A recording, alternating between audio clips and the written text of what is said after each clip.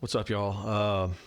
Obviously, another Blue Voodoo video. There's a whole bunch. Kyle Bull's one of them that did one not too long ago. I think Taylor Danley did one.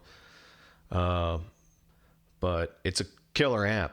If you can find one for cheap, grab it.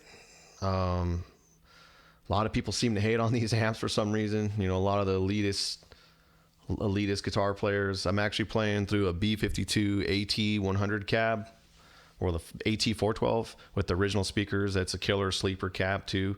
If you can find one of those, grab one of those. I actually, all of the recordings that I did in this video were done with the amp at 1.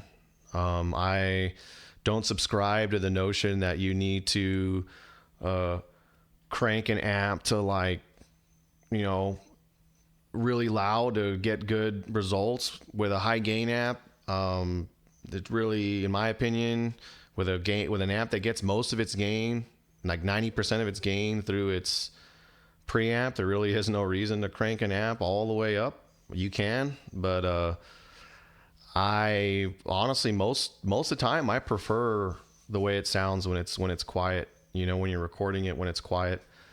It's not like it doesn't really, to me, it doesn't really make that big of a difference when you do crank it, to be honest with you. I don't know, maybe other people have different results, but that's how I do it. So yeah, the amp is at 1.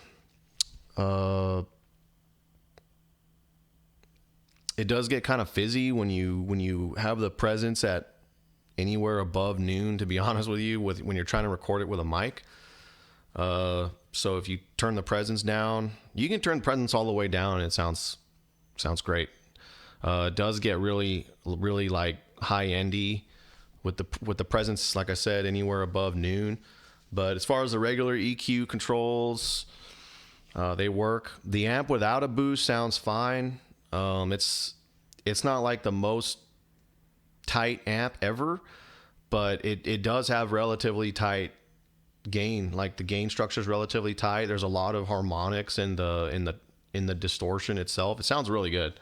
A really good sounding amplifier. And then when you boost it, it sounds like really, really good. You know, it's right up there with my JCM 2000, you know, the 5150, Elmwood, whatever. It's just right up there with all my other amps when you record it.